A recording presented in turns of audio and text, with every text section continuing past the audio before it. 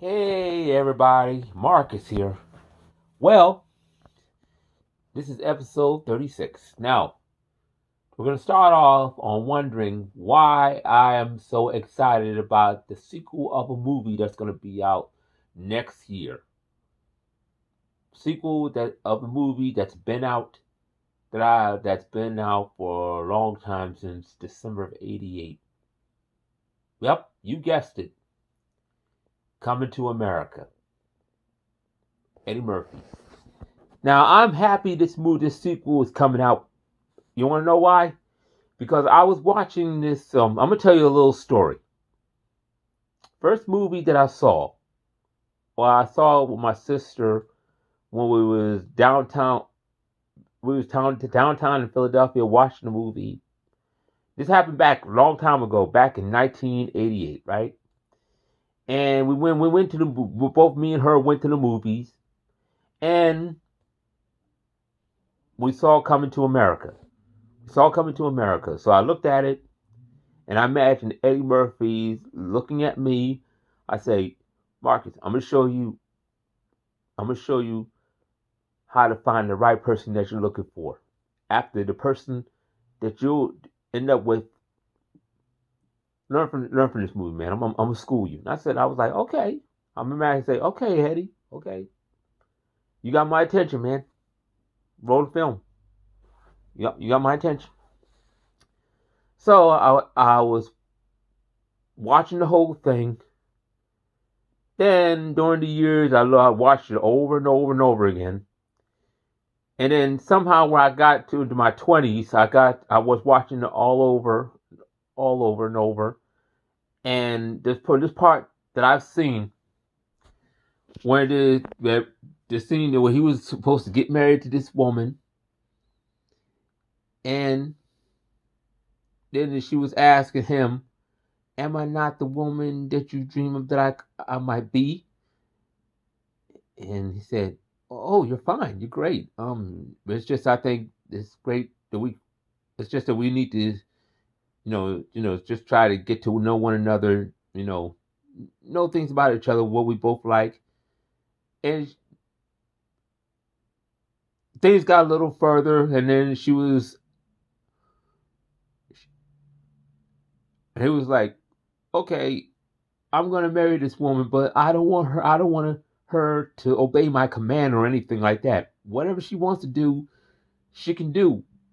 You don't have to." And I say, "Okay, I know you command. I know you're trained to know what I like, but you don't have to. You don't have to like no. I know you're trained to know what I like, girl, but you don't have to like everything that I do. Okay, which means you don't have to do the same thing that I do. Okay, what's your?" And she asked, and starting for instance, he asked, "What's your favorite food?" He said, and she said, "Whatever you like."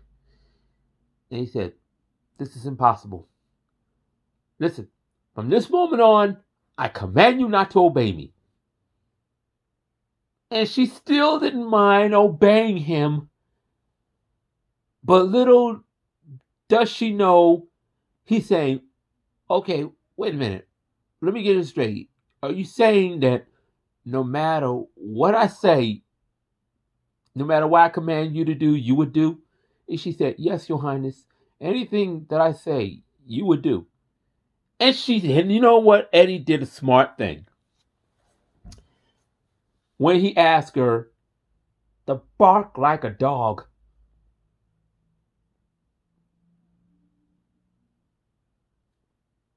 and she started barking. And he started looking at the camera, and he's like, "Okay, this is the woman I'm marrying. Are you serious? This is the woman I'm marrying?" Anyway, she kept on demanding him. Demanding her to keep barking from a little dog to a big dog, right? And then to cut the long story short, he realized that, okay, this isn't the person I'm looking for. So he added a little discussion with his father, King Joffrey Joe Burr, and say, Father, look, I never left Samunda. I never had no adventure. I never had nothing. I mean, I have yet. I want to be able to go find myself. Be able to venture out of this country. And as James Earl Jones, King Joffrey, he got the shit twisted, saying that he needs to go out and sow his royal oats. And Hakeem was trying to explain to him, but King Joffrey Joffrey made it some kind of an assumption that, okay, if that's okay, go out, fulfill your erotic desire, see the world. And if I was in Hakeem's shoes, I would say, look, Dad, that's not what I want to do. Okay, I mean, I want to leave Zamunda. I'm 21 years old, and I have everything the world has to offer. So, what does he do? Him and, well, you already know the movie. So I'm going to let you know on a little secret. Whenever I watch Coming to America, I see three people. Eddie Murphy, Hakeem, and myself. So, me, on the other hand, I'm doing the same thing that Hakeem is doing. I'm doing the same thing that he is doing.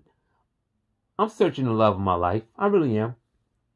I mean, I don't want to go through all the details of the movie. You saw the movie. I saw the movie. But I'm doing the same thing that Hakeem is doing. I'm looking for that perfect person, and I gotta admire for him for that.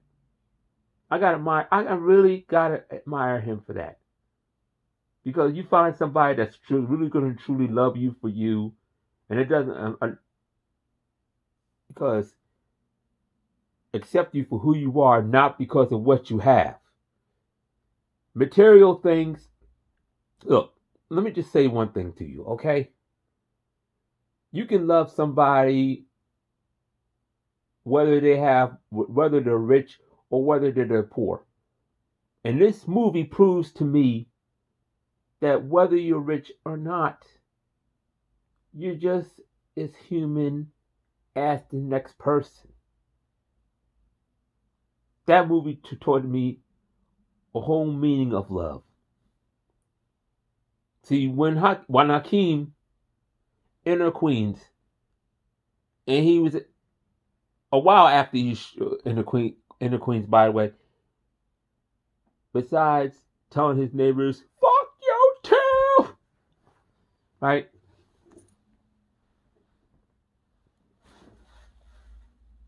He went to this rally. He finally found the person he was looking for. He finally found the person he was looking for. And he was like, "Okay, this is what I want. This is the wonderful woman that I want. This is what I want." And I gotta admire him for that. Because when he's in search, when he's in a journey to find himself, he's finding the person he really wants to marry. And he wasn't looking for her for no booty calls or nothing like that. And I admire that about him. Just someone who can love him, someone that he can love back. And I really do admire that but I really do admire that. I mean, I don't want to go through the whole scene of the movie, but you know what? Coming down to the brass tacks, that's what I see. That's what I see in Eddie Murphy. I see Eddie Murphy. I see Hakeem, and I see myself. Now, I will say this. I'm gonna let you all in on a little secret. Pay attention. I had a best friend from school. He wore glasses, but he's very much like Arsenio Hall. Let me tell you, he's very much like Arsenio Hall. This happened back when I went to F.S. Edmonds back in Philly. Yes, he had glasses, but he's very much like Arsenio Hall. We're like Arsenio and Eddie. I'm my version of Eddie Murphy. Yeah. And that's right. Cause I know my favorite lines. I pick up all the lines from his from the movies that I watch, like 48 Hours and Beverly Hills Cop. And let me give you a little sample. 48 Hours, the bar scene. What this guy say? What the hell kind of cop are you? Eddie Murphy takes his knife and say, "Yo, you know what I am? I'm your worst fucking nightmare, man. I'm a nigga with the batch. I mean, I got permission to kick your fucking ass when I feel like it." And also delirious on Eddie Murphy when he did a impersonation of this dude where he found out that Eddie Murphy was doing an impersonation of Stevie Wonder. He said, "Hey, you that motherfucker that did Stevie Wonder? That shit ain't funny, man. Stevie Wonder is a musical genius. I'll fuck you up. You mother what you wrong. That's what it is." I heard that shit, motherfucker. Oh man, that's funny. And Beverly Hills Cop. Here's my favorite line from Beverly Hills Cop. Okay, here's La la la la la la la. I am not listening to Jeffrey. He is still talking. I am not listening to you. I really hate it when you do that. Well, stop that, all right? All right. Yeah, I got my favorite Eddie Murphy lines. Oh my god. But I am so happy. I am so very excited that Coming to America 2 is coming out next year. I am so excited about that. And guess what? I'm going to be the first in line to watch it. So I'm ready. I am ready to watch it. She's your queen. Oh, no, I'm sorry. I got caught up in a moment. So anyway, that's all I have to say, folks. That's all I have to say. So y'all be safe out there. Stay tuned for my next video. I'll be seeing y'all. Behave yourself. Love y'all. Peace.